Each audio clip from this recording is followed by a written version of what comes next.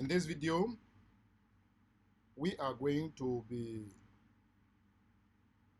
doing revision on the first five chapters of the syllabus, and we are going to use past topical questions for this revision. Precisely, we are going to be dealing with the particulate nature of matter, elements and compounds, experimental techniques, atomic structure, bonding and structures. Before we continue with our topic today, I really want to thank those of you who have taken your time to subscribe to our channel. And please, we will be very grateful if you like this video, share to others, to other fellow learners, and take some time to subscribe to our channel.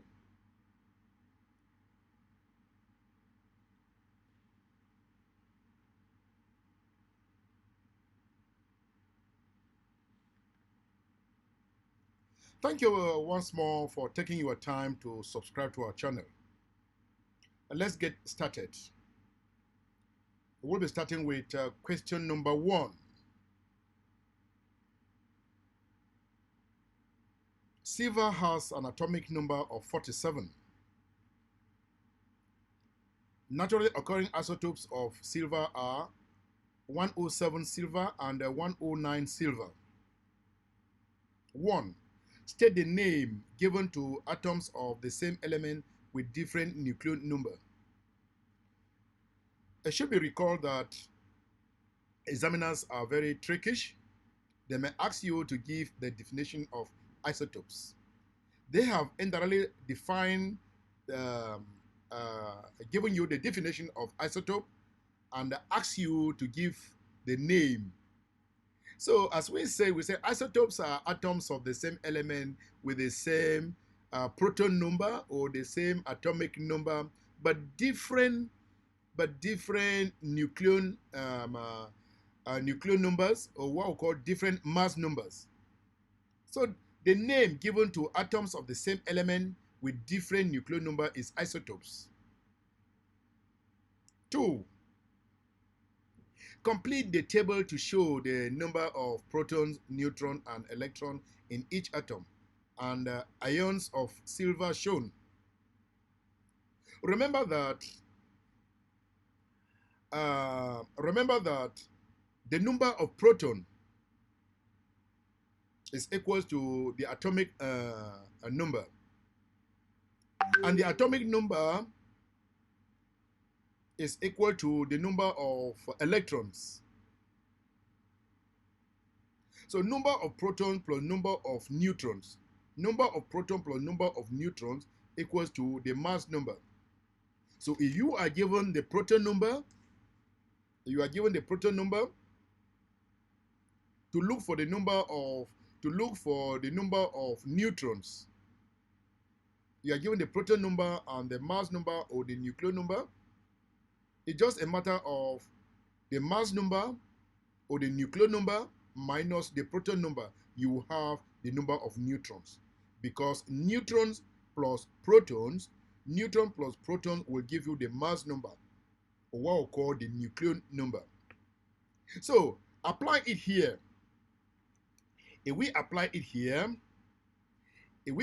it in our examples here, you will see that the proton number for the isotope here is 47, and the nucleon number is 107. So the number of neutrons there will be 107 minus 47, and we will have 60. Of course, the atomic number is equal to the proton number, so the proton number is 47. And the atomic number is equal to the proton number, which is equal to the number of electrons. So the number of electrons will be 47. So for the silver ion, this other isotope, the proton number is 47. The number of neutron will be the nuclear number minus the proton number, will have 62. Then the number of electrons, since the proton number is equal to the number of electrons, and it is an ion, indicating that it has lost one electron, we will now say it will not be 47, but it will be 46. Number 3, complete this definition of relative atomic mass.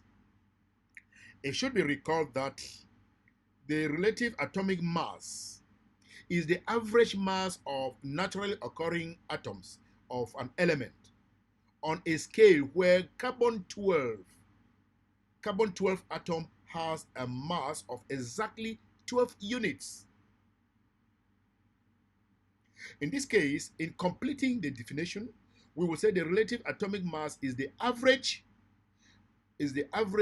mass of naturally occurring atoms of an element on a scale where carbon 12, you could also write it as, you can write it in this form or in this other form. Carbon 12 could still be written like this. Carbon 12 could still be written like this. Or if you write like this, the examiner will not refuse. Carbon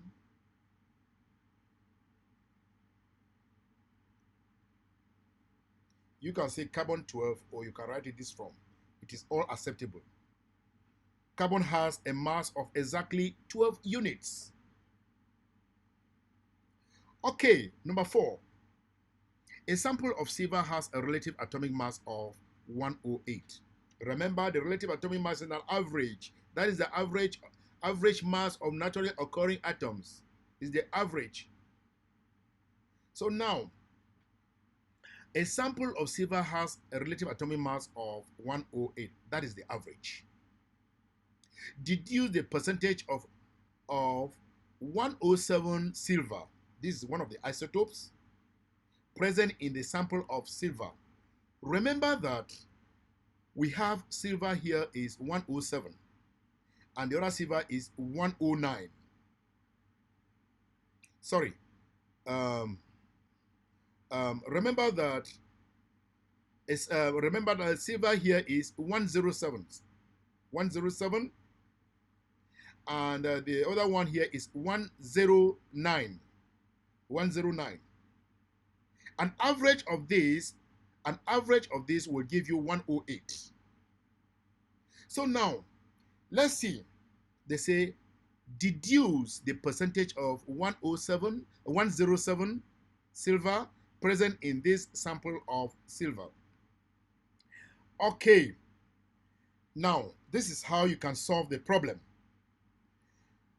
Okay, a total of the two isotopes, 107 and 109, will give you 216. Then the average will be 108. We can now say if a total which is 216 silver, that is 107 plus 109, can contain silver 107. Therefore, there is a relative atomic mass which is 108, which is the average, will contain what? Okay. Solving this simple proportion, we will have X will be equal to 53.5 of silver. Now, in calculating the percentage of this one that we have got, we will say 53.5, which we have got, divided by 108 times 100. It will give us 49.54, which is approximately 50%. That is the percentage of silver 107 present in the sample. That is how you can solve it. Okay. B. Silver nitrate. Silver nitrate is a sort of silver made by reacting silver oxide with an acid. Write the formula of the acid which reacts with silver oxide to form silver nitrate. Remember, this salt, silver nitrate, is a nitrate salt. This is a nitrate salt. And in order to have a nitrate salt, you must react it with an acid that has a nitrate. You must, in order to have a nitrate salt, you must react it with an acid that has a nitrate salt. The same way, if you want to have a salt of a carbonate, you must react with an acid that has a carbonate in it. If you want to have a salt of sulfate, you must react with an acid that has a sulfate group there. So the only acid that we can react with with the oxide to give us a nitrate salt will be nitric acid, because it has a nitrate salt. And this is how you can do it. If I react silver oxide with nitric acid, I will have silver nitrate plus water. Okay, let's go ahead. C, aqueous silver nitrate is a colorless solution containing a silver ion. Said aqueous silver nitrate is a colorless solution containing silver ion.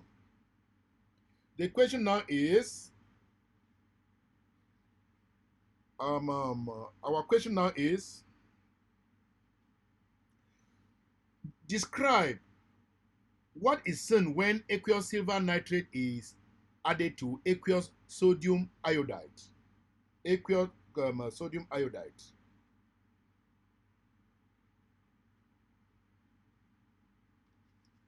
What is seen when that is added to aqueous aqueous sodium iodide? Okay. What you can see here is, remember the halides. The halides we have starting from the chloride, the bromide, and the iodide. When a chloride reacts with a silver ion, what is formed is a white precipitate of silver chloride. When a bromide ion reacts with a silver ion, what is formed is a cream precipitate of silver bromide. While an iodide ion, when an iodide reacts with an iodide ion react with a silver ion, what is observed is a yellow precipitate of silver iodide that is formed. In the positive, that is D part, in the positive test for aqueous nitrate ion, aqueous nitrate ion, sodium hydroxide and one other substance are warm with the nitrate. Sodium hydroxide and one other substance are warm with the nitrate. Now, name these other substance and the gas that is formed. When when aqueous sodium hydroxide and one other substance are warm with the nitrate ion, the name of the substance that is formed is the name of the other substance is aluminum. And the name of the gas that is usually formed, is the ammonium gas that is being produced. When silver nitrate is exposed to sunlight, silver is formed. The question is, name the type of reaction which needs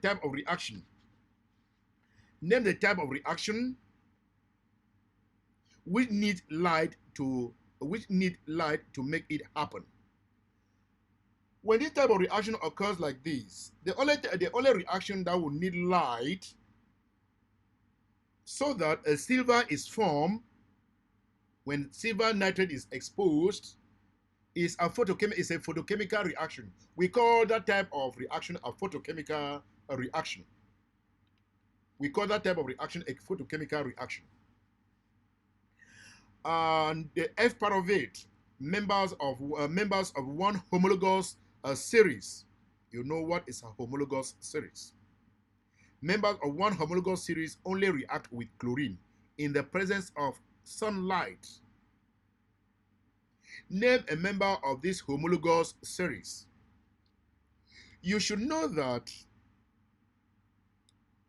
the only homologous series that will react with chlorine in the presence of sunlight, that's a UV ultraviolet light, the UV light, which act as a catalyst, is the alkane. Only alkane will undergo a substitution reaction with chlorine. There is a substitution reaction that undergo that alkane undergo when they react with chlorine in the presence of sunlight, which is acting as a catalyst. So a member of the alkane family that will react, that will undergo this type of substitution reaction with chlorine in the presence of sunlight is methane. Ethane will also undergo it, but we have chosen methane to be as our example. Methane, CH4, is an example. Then name two products that form when the compound, that is when methane reacts with chlorine.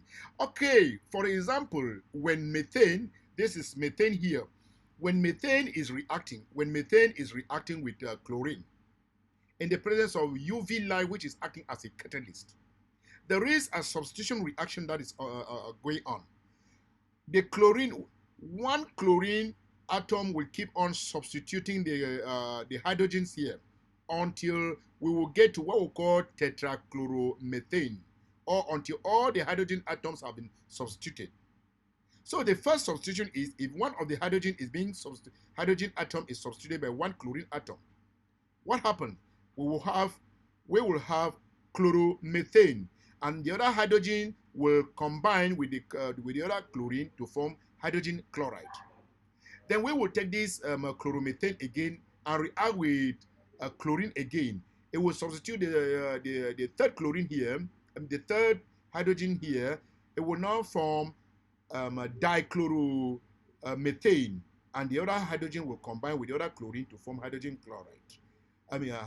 Hydrogen chloride. So we can now say the two products that are being formed, we have chloromethane and dichloromethane. Hydrogen chloride is always attached. So we have chloromethane and dichloromethane with hydrogen chloride that is being attached. Question number 2. This question is about compounds of nitrogen. Now, nitrogen reacts with lithium to form lithium nitrite. Lithium nitrite, Li3N.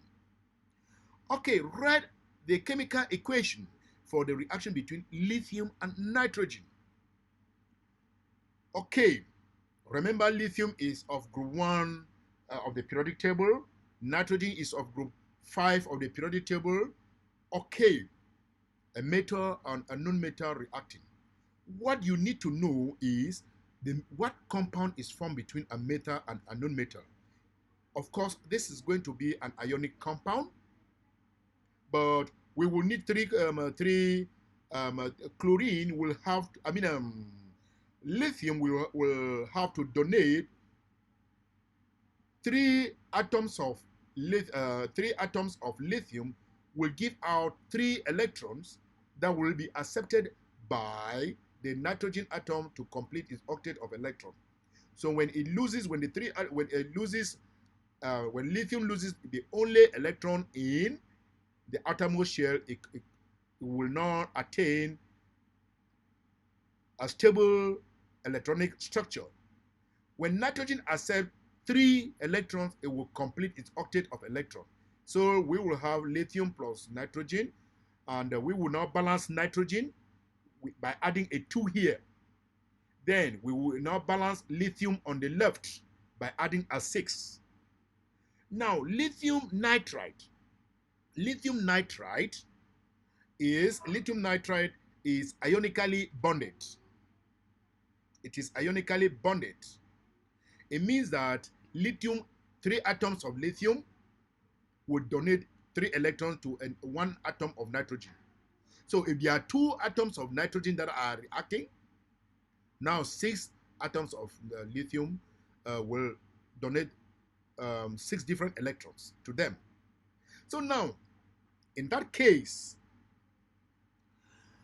for instance, lithium nitrite is ionically bonded. Now, complete the diagram to show the electronic structure of the nitrite ion. Nitrite ion is N3 minus. Nitrite ion is N3 minus. So in this case, we have been given, we were given only the first shell. Nitrogen has 7 electrons. Nitrogen has 7 electrons. The first shell takes 2 electrons, and we have 5 electrons that are left in the outermost shell. Lithium has just 3 electrons, 2 and 1 outermost electron. In that case, the first 2 have been taken. The 5 other electrons of nitrogen will be represented here. 1, 2, 3, 4, 5. That is them with crosses. Then nitrogen needs 3 electrons to complete its octet of electron. And in that case, nitrogen will accept 3 electrons, different electrons from 3 atoms of lithium. And in that case, when it accepts 3 electrons, it will have a charge of 3 minus. So lithium, we are representing it with an O, letter O. So here, 3 electrons are being donated is 1, 2, and 3 to complete the octet of nitrogen. For that purpose, nitrogen has a 3 minus, and that is why we say nitrite ion.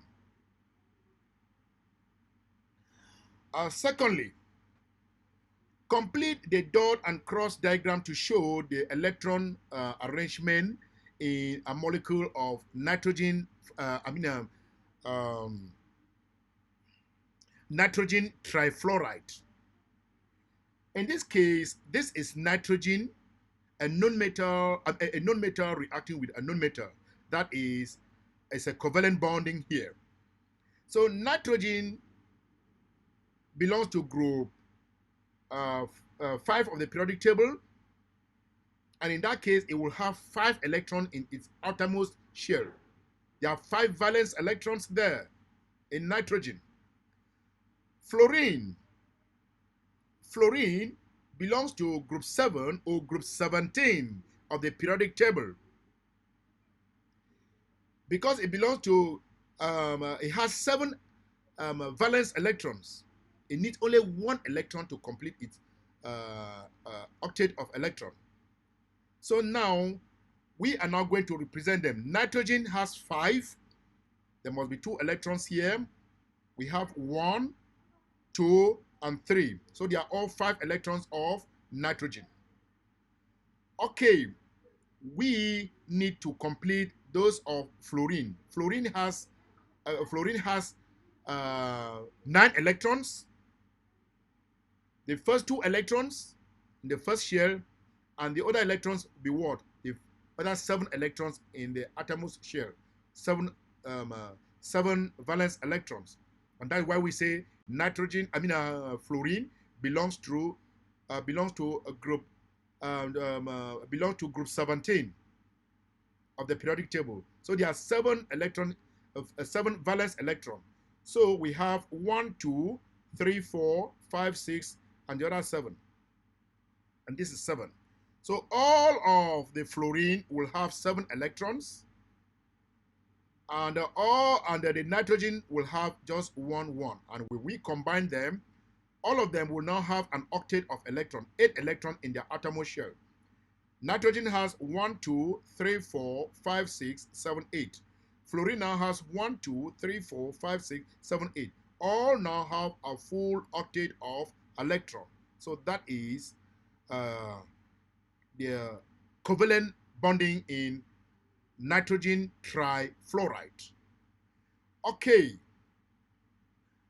the C part of it, lithium nitrite melt lithium nitrite, that is the ionic one, melt at 813 degrees Celsius. Nitrogen trifluoride, that is the one that undergo covalent bonding, melt at minus 206 degrees Celsius. The question is, explain in terms of attractive forces. In terms of attractive forces, remember, in terms of attractive forces, why lithium nitrite has a much higher melting point than nitrogen trifluoride. Lithium nitrite, as I told you, this is a metal and a non-metal, is an ionic compound. Meanwhile, nitrogen trifluoride, a metal, a non-metal and a non-metal, this is a covalent compound. In terms of attractive forces, I say lithium nitrite has ionic bonds with strong electrostatic forces or force of attraction. It has an ionic bond with strong electrostatic force of attraction between oppositely charged ions. So we have lithium plus and nitrogen minus. They are all oppositely charged ions. The force of attraction between them is strong electrostatic force of attraction. And this will require a high amount of energy to melt this compound. Because of the strong electrostatic force of attraction in these oppositely charged, between the oppositely charged ions, it will require a high energy to overcome this force. Secondly, nitrogen trifluoride has a simple covalent bond with weak intermolecular forces between the particles. For that reason, less energy, very, very less energy is required to overcome the force. That's why you see the difference in their melting points. D. Ammonium nitrate, NH4NO3, is a compound of nitrogen. Calculate the percentage by mass of nitrogen in ammonium nitrate. Okay. In order to calculate the percentage of nitrogen in this compound, what you need to do is you must first of all calculate the formula mass of this compound. And the formula mass of this compound will be, we add all the relative atomic masses of the element present here. Here we have nitrogen is 14, plus hydrogen is 1 times 4, plus another nitrogen atom which is here, then plus there are 16 atoms, there are 3 atoms of oxygen. We have 16 times 3. And when we add all of them, the formula mass will be 80 grams per mole.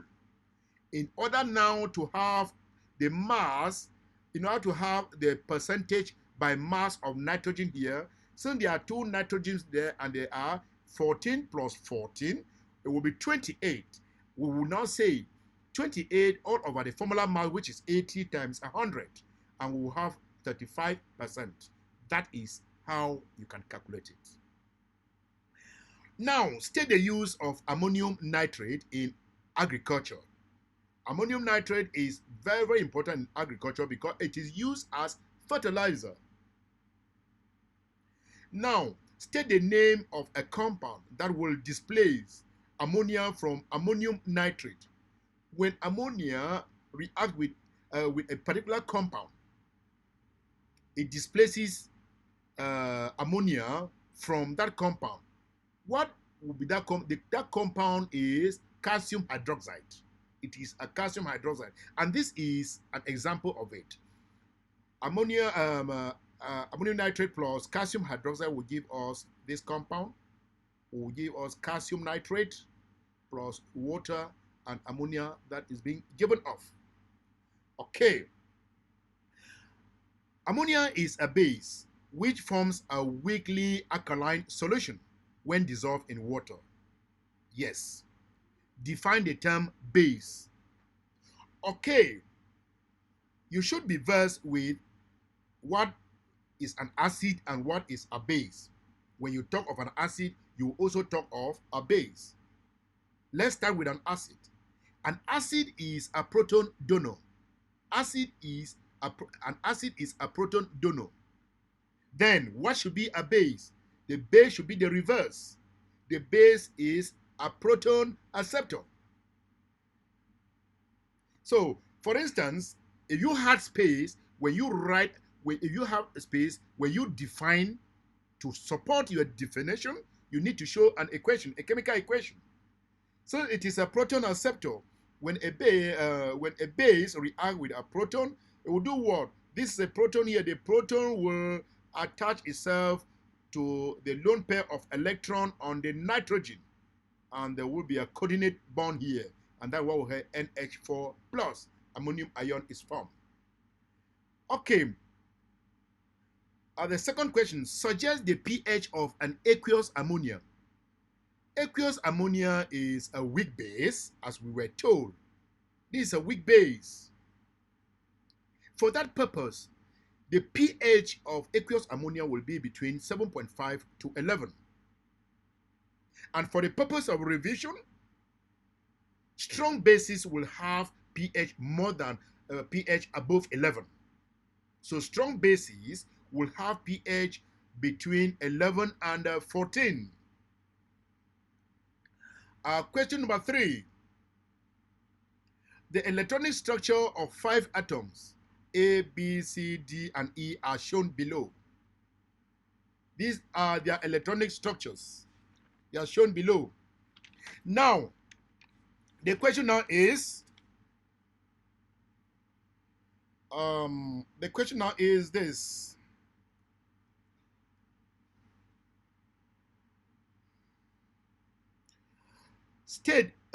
Answer the question. Answer the following question about these electronic structures.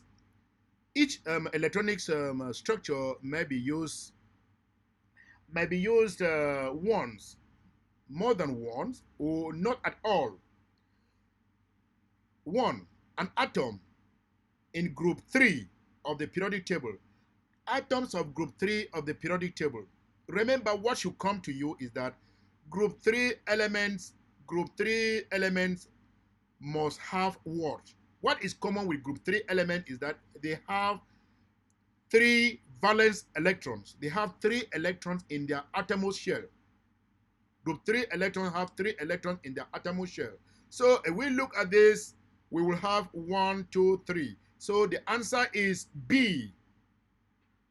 Now, let's go to 2. An atom of a noble gas. Remember, a noble gas is, these are gases that have full octet of electrons. They are gases that have full octet of electrons. For instance, they will have like 288 or 288 or 2888, and all is full. And if we look through the electronic structure of the 5 atoms here, the only one that has that is D. D has this full atomose shell. Question number 3. An atom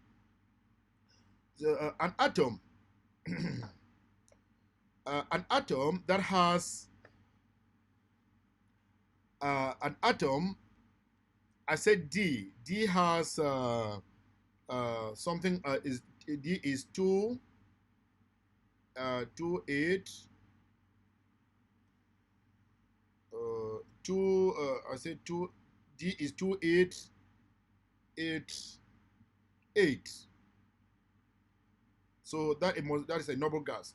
So 3, an atom that forms a stable ion with a single positive charge.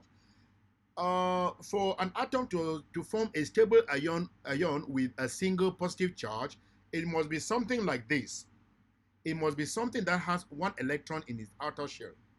When it loses one, or that last electron will have only one charge, and will have a full octet of electron. For that reason, we will have the atom is something like this. For instance, it is A. It is A, and the way A will be initially A has how many electrons? It will have 2, 8, 2, 8, 1. When it loses an electron to have an A plus, it will be this. A plus will be 2, 8. So that is an atom that forms a stable ion with a single positive charge. Okay, let's go to question number 4. Excuse me. An atom that contains only 2 shares of electrons. Atom that contains 2 shares of electrons, we will have a look at these 2 shares. The first share and the second share is B. It's only B that has that. Question number 4. An atom with a proton number of 16. An atom of proton number 16. Remember, I told you that the number of protons are equal to the number of electrons. Atomic number is equal to the number of protons. The number of protons are equal to the number of electrons. So now let's look for the number of electrons here that are equal to 16. And that one will be, it will be a C, because C has the first 2 plus 8, that is 10, and this other 2 here, 1, 2, 3, 4, 5, 6, it gives us 16. So it is C. Now, question number, the B part of it. The B part of it has to do with complete the table to show the number of electrons, neutrons, and protons in the silicon atom and the sodium ion. We just answered the questions. The first few questions were there. So now it's just a repetition of questions. But now, as I told you, the proton number is equal to the number of electrons. The number of electrons, which is equal to the atomic number. Remember, the proton number plus the number of neutrons will give us the nucleon number. Now, just an example here, the nucleon number, as I said. Now, what do? We want to do something here to have this. Okay, for silicon to have the number of neutrons for silicon, 30 is 30 is the nucleon number, and 14 is the number of electron. 14 is the number of electron, or what we call the number of protons. So in order to have in order to have the number of neutrons, we said the proton plus neutron give nucleon number. So the nucleon number minus the number of proton will give us our number of neutrons. So if we take 30 minus 14 will give us 16. 30 minus 14 will give us 16. That is the number of neutrons. Then again, proton number is equal to number of electrons, and which is 14. Now, sodium ion. The sodium ion, the number of electrons for sodium ion, remember I said the number of proton is equal, the number of protons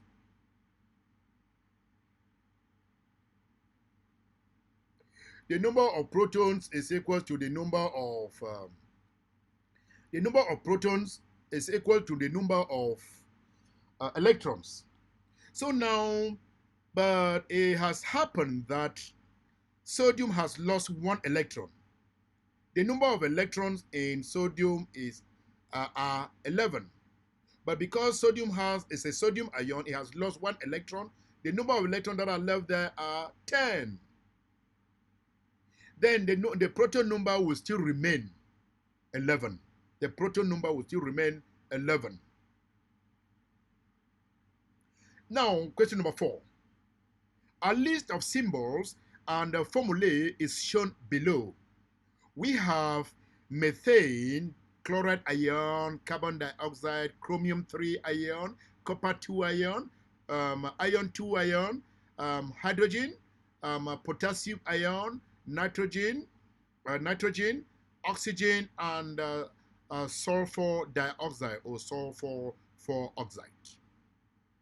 Answer the following questions about this symbol and formulae. Each symbol or formulae may be used once, more than once, or not at all. Which symbol or formula represents 1? A compound produced by the thermal decomposition of calcium carbonate. When calcium carbonate decomposes, there is the formation of calcium oxide, and there is a formation of calcium oxide and carbon dioxide. So here, the only a compound form which is part of the decomposition of calcium carbonate is carbon dioxide, because when calcium carbonate decomposes, when calcium carbonate decomposes, it will form carbon dioxide. So we will have here calcium carbonate.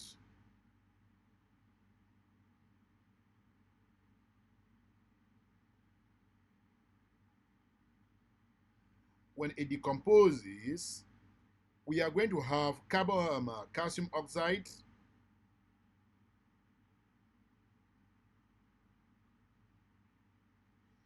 calcium oxide plus carbon dioxide, which is the gas that is being released. So we will have carbon dioxide there. An element which is used as a fuel. From all this, an element, not a compound, an element. Do not be tempted to use methane, because methane is a compound. An element which is used as a fuel. An element that is used as a fuel is hydrogen. Hydrogen can be used as a fuel in fuel cells. Hydrogen can be used as a fuel in internal combustion engine. Hydrogen can be used as a fuel in spacecraft propulsions. So hydrogen is the only element that can be used as a fuel. A gas which forms 78% of clean dry air. That is, if you look at the composition of air, nitrogen is the highest one, which has that forms 78%. When you look at the composition of air. Now, 4. An ion which forms a blue precipitate when added to aqueous sodium hydroxide. When aqueous sodium hydroxide is added to copper, copper 2, a copper 2 ion is being formed. A copper 2 ion is being formed. So the copper 2 ion is the one that forms a blue precipitate when added to aqueous sodium hydroxide. An ion forms when an atom gains an electron. When an atom gains an electron, it acquires a negative charge.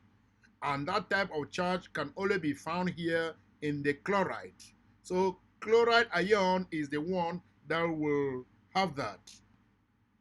Let's go again to question number 5. I mean the B part. B part of question number 4. Complete the table to show the relative charge and approximate relative mass of a proton, a neutron, and an electron. Of course, the proton will have a relative charge of +1, and the neutron, from their word neutron, they have a neutral charge. You can say neutral. You can say zero charge. You can say no charge. All are acceptable with an approximate relative mass of 1.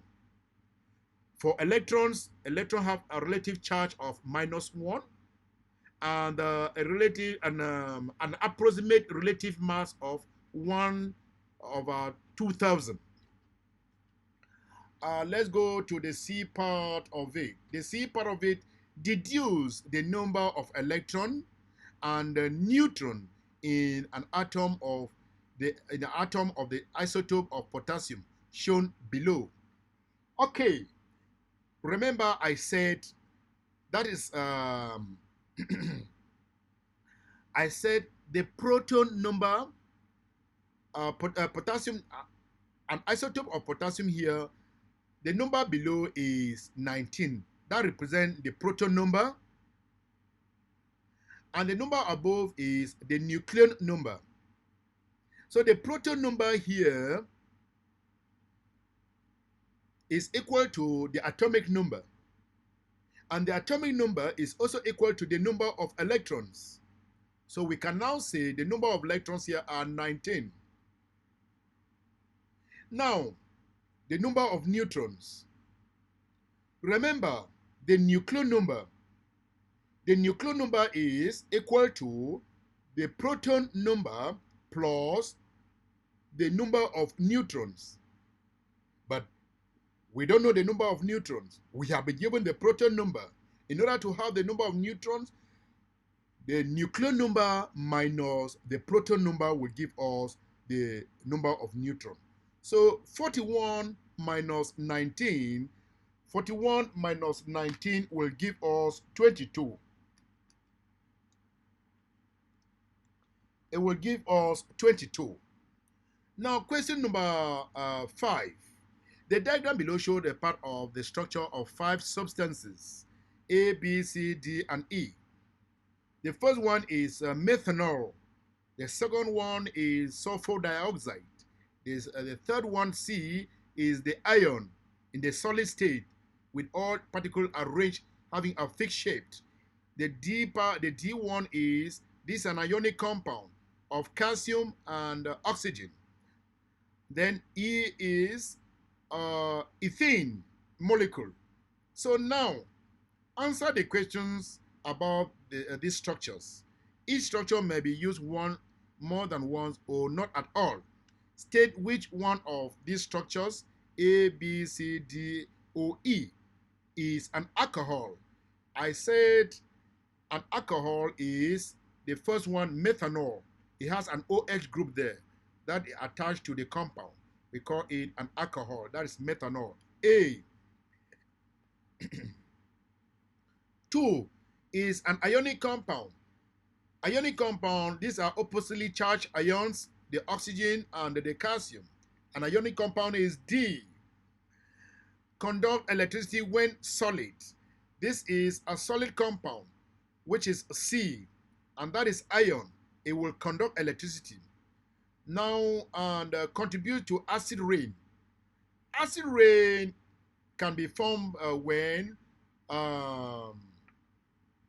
greenhouse when gases like sulfur dioxide, when they get into air and react with oxygen of the air to form sulfur trioxide.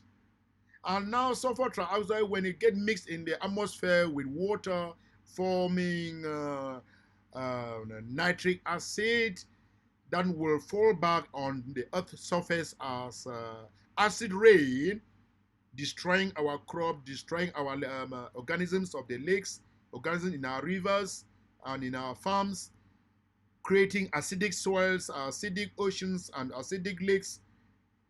So the only gas that does that is sulfur dioxide. The sulfur dioxide is B.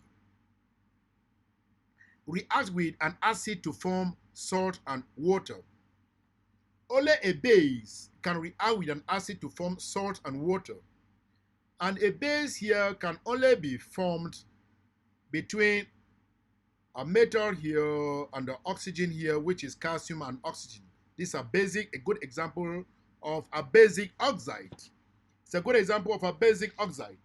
So for that reason, calcium oxide, which is D, will do that. When calcium oxide reacts with an acid, and as a salt and water is formed. Element E is a compound. Element E is a compound. What is meant by the term a compound? Remember your preliminary, your basics, the basics of element, compound, formation of a compound. A compound is formed between atoms. But remember, a compound is not formed between two atoms or two atoms of the same element. Let me say 2 atoms of nitrogen to give nitrogen gas, to give the nitrogen gas or nitrogen gas. That is not a compound. That is not a compound. It is between, that is a molecule. A compound is only formed between atoms of 2 or more different elements that are chemically combined or bonded. Once more, a compound is a substance formed from atoms of 2 or more different elements which are chemically combined or bonded. An example I've given is between sodium chloride. That is between atom of sodium and chlorine. The other one is water, atom of hydrogen and oxygen. Then the other one between ammonium chloride, that is atom of nitrogen, hydrogen, and chlorine. So that one is very, very important. Now, question number 6. This question is about bromine and compounds of bromine. Use the kinetic particle model to describe the arrangement, arrangement and the type of motion of molecules in liquid bromine and bromine gas.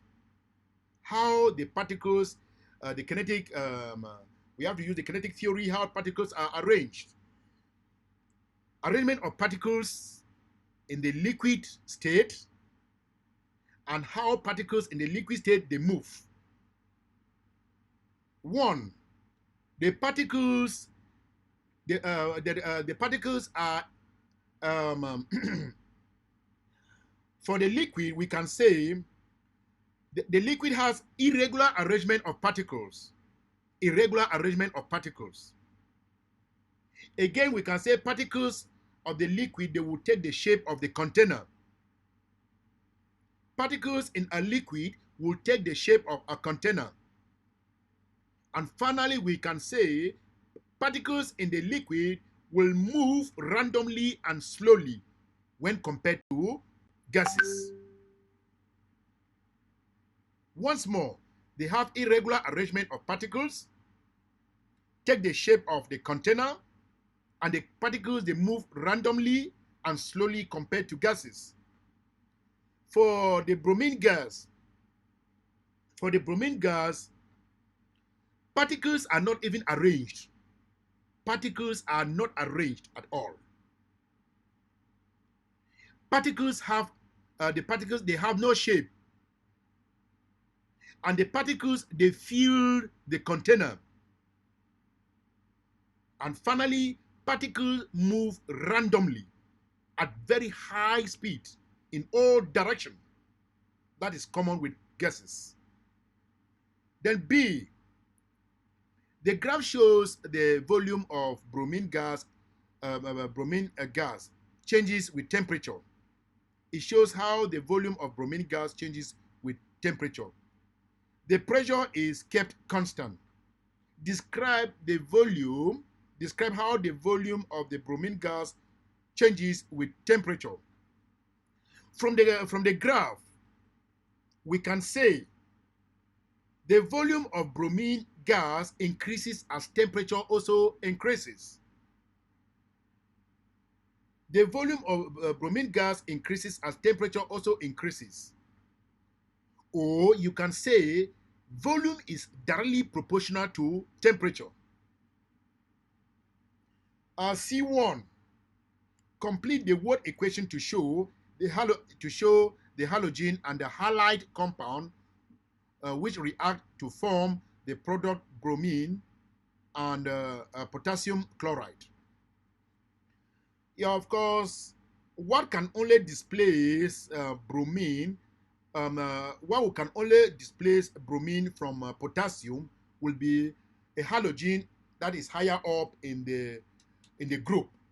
And a good example of halogen that is higher up the group is chlorine. So when chlorine reacts with potassium bromide, chlorine is, because it is higher up the group and more reactive, is going to displace bromine and to form potassium chloride and bromine. Explain. That is the explanation I've given.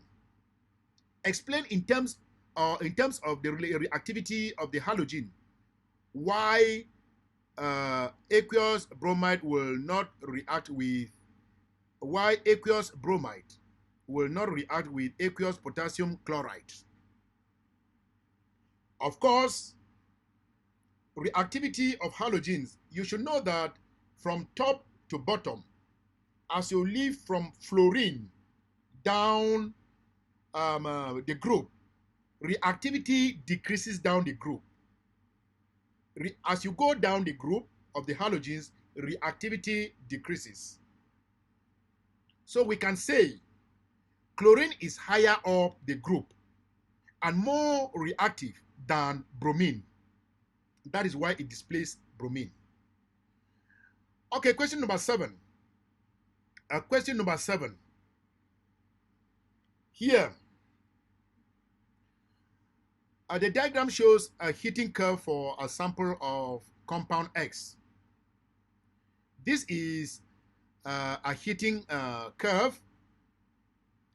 You will see here that we have the region A, B, C, D, E, and F. Now we have the temperature against time. There is a sample of compound X. I will explain that later. X from A, it gets to a certain temperature, which is constant. 15 degrees is constant. At this temperature, from B to C, there's no increase in temperature until all the solid are converted to what? To liquid. Then after that, the temperature starts increasing again. It reaches at a particular point D. That is when from D we now have a different state of matter. Now at this state of matter, D to E, there's no increase in temperature. Within this time, everything is being converted to the gaseous state. And then from E, after E, everything now is water vapor, is gas. So we want to use this to answer our question. Is X a solid, liquid, or a gas at room temperature?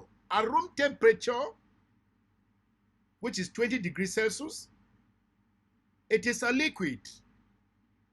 It is a liquid because at temperature 15, that is within the region B to C, all the solid are being converted to the liquid.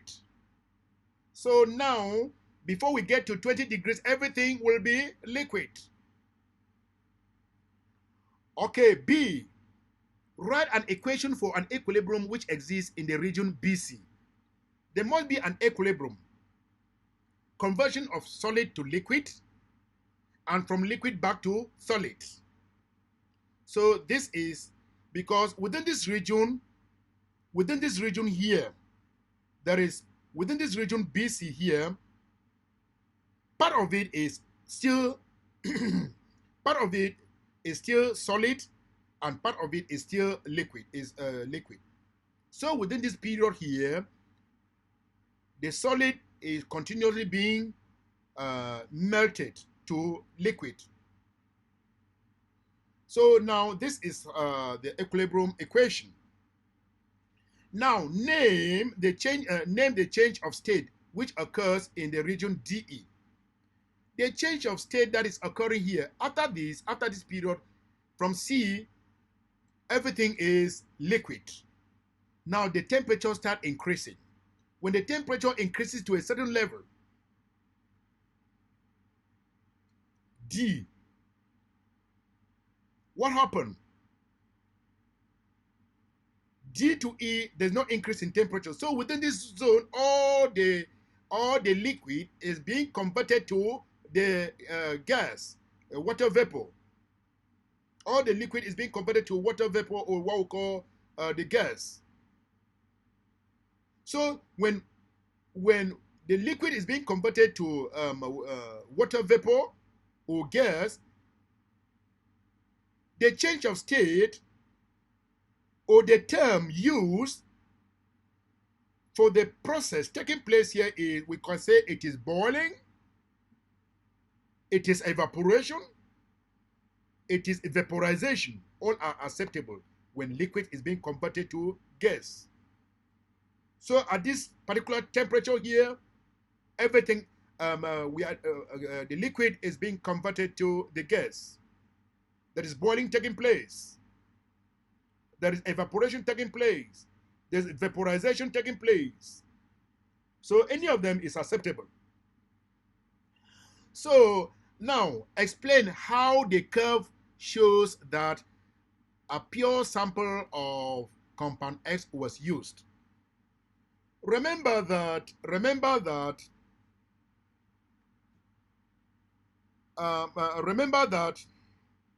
when there's any sharp point, be it here at the melting point here, when there is a sharp point, when there is a sharp point, I mean when there is a specific temperature. When there is a sharp point, it means a specific temperature, be it a melting point or be it a boiling point. It shows that, or it is an indication that excuse me, it's an indication that the sample was a pure sample. So when we have a sharp melting point, like in this case, or a sharp boiling point, like in this case 80 or 15, we say the sample X was a pure sample. It has a specific temperature in which it melts. It has a specific temperature in which it boils. Those sharp points are what we call, that's what makes it a pure substance. So in our answer, what you can write is that at BC, there is a sharp melting point at which the solid X turns into liquid. You can also say at DE, there is a sharp boiling point at which the liquid turns into water vapor or the gas. You do like that, you are okay. You explain like that, everything will be okay. So, for the purpose of revision, I want this heating and the cooling curve. For the purpose of revision for this same topic here, I want to use this to explain to you better.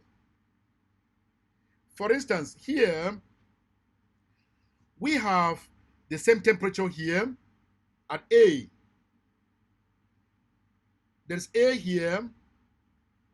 Now the temperature rises to a certain level, to 0 degrees. So below 0 is a minus. Below 0 is a minus. And above 0, right to it, there is another point here. So at the region BC, something is taking place. At the region DE, something is taking place. So we can say, I can explain this, that the process begins. The process begins with ice at a temperature below 0 degrees Celsius. That is at A. The temperature now increases gradually until it reaches 0 degrees Celsius. When the temperature increases to 0 degrees Celsius, which is the melting point, that is at B,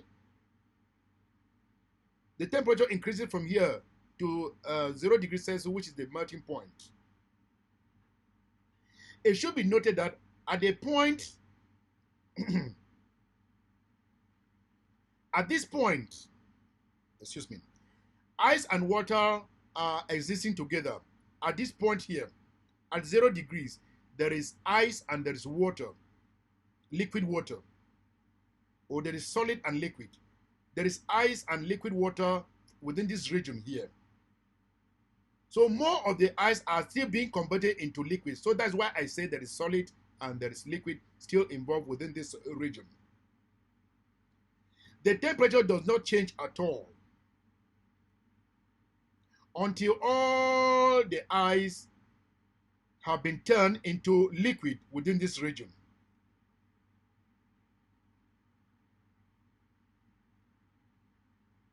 Now, the temperature starts increasing again. The temperature increases. The temperature will increase right to what? Right to a point D. It increases to a point D, which is 100 degrees Celsius. And we can call this point the boiling point. D is the boiling point. That is 100 degrees Celsius. Is the boiling point.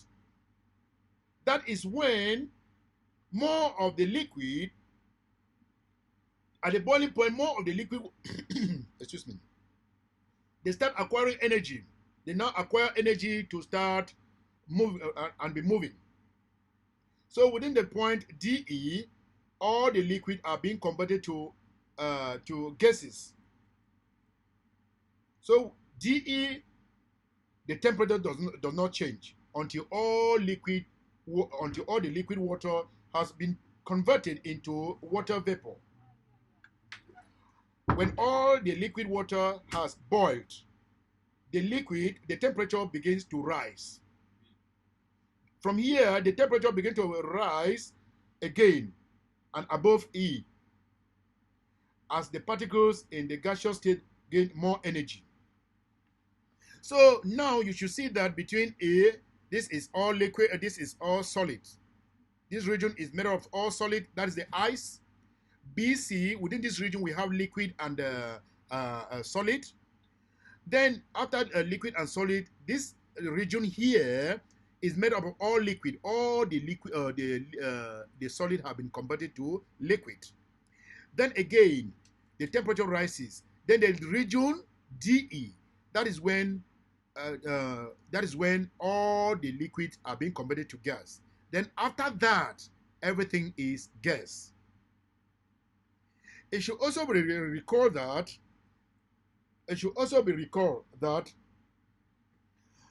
through kinetic theory, I can say when heat is given to a solid like ice, the heat energy causes the particles to vibrate faster and faster about a fixed position until the particles have sufficient energy for melting to occur. At the melting point, the energy gained by the particle is sufficient to overcome the attraction between the particles in the solid. Note that the particles in the solid are arranged in an ordered manner. In the solid, they are arranged in an ordered manner. So the ordered arrangement of particles then break down as the solid turn into liquid. And as this is occurring, there is no further increase in temperature until the ordered arrangement has completely been broken down and all the solid has turned into liquid. Secondly, when they are in the liquid form, the energy given to the particles in the liquid now causes them to move faster from one place to another when they are in the liquid form until they have sufficient energy for boiling to occur. At the boiling point, the energy gained by the particle is sufficient to completely overcome the attraction between them in the liquid state.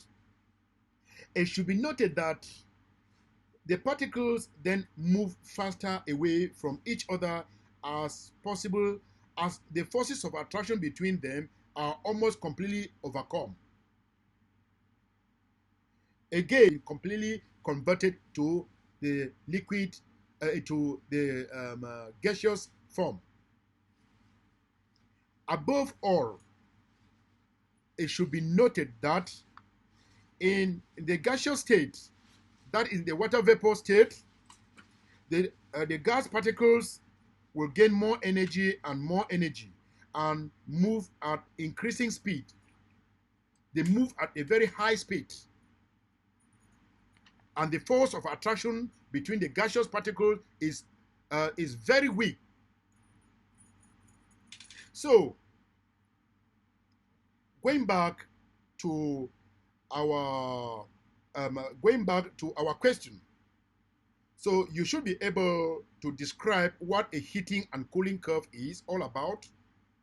The three stages that are involved: conversion of the solid to the liquid, conversion of the liquid to the gaseous state, and what is happening in between, where there's an increase in temperature, where there's no increase in temperature. So when you are given a similar curve in exam, you should be able to interpret it very well. You should be able to interpret it very well. You should be able to use your kinetic theory, your knowledge about the kinetic theory to explain how the energy acquired by gases will enable them to, by the solid, enable them to move. There is vibration in solids. There is movement between the particles in the liquid state. But with the gaseous state, the particles, they move very fast, high speed, because of the weak forces of attraction. But the forces of attraction in the solid will not allow the particle to escape. So you should have a good knowledge of the kinetic theory of gases in order to answer your question. So now,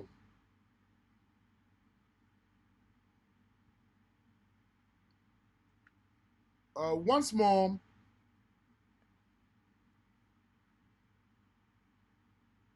before I conclude,